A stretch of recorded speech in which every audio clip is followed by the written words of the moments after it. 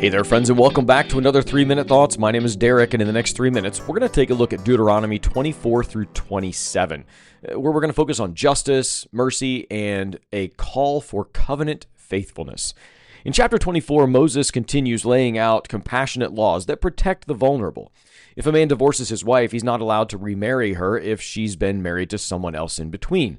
This is emphasizing the seriousness of marriage, and it protects women from being passed around like property. Then there's a strong focus on justice for the poor, the foreigner, the widow, and the orphan.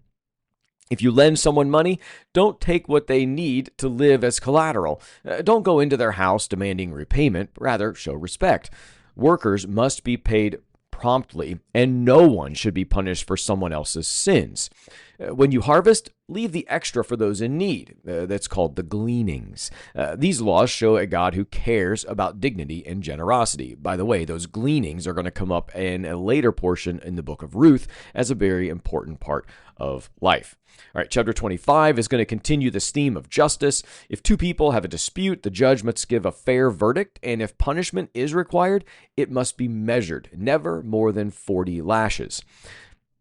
There's also the instruction not to muzzle an ox while it treads grain, and encouragement to treat even animals with fairness. By the way, that whole 40 lashes thing, that's again a point forward to Jesus, who would be lashed 40 times because he had to stay within the boundaries of the law.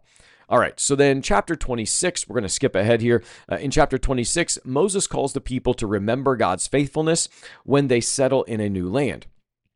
They're to bring their first fruits, that's the best of their harvest, as an offering of gratitude and a declaration that my ancestor was a wandering Aramean. This is a moment of an identity, remembering who they were and who God made them to be. Then there's a powerful reminder that God has chosen them, and they in turn choose to walk in His ways. Chapter 27 is all about this covenant renewal. When the people cross the Jordan, they're to build a stone altar, write the law on it, and publicly affirm their commitment to God. Then comes this ceremony with blessings and curses. Half the tribes stand on Mount Gerizim for blessing, and half on Mount Ebal for curses. And the Levites call out curses for things like dishonoring parents, cheating others, lying, or leading the blind astray, and perverting justice. Each time the people are to respond, Amen, it's a way of them saying, we get it, and we agree, or yes, let it be so. These chapters remind us that walking with God impacts every part of our lives, how we treat the poor, how we do business, how we remember our history. Everything is a reminder of God's faithfulness. Be well, friends.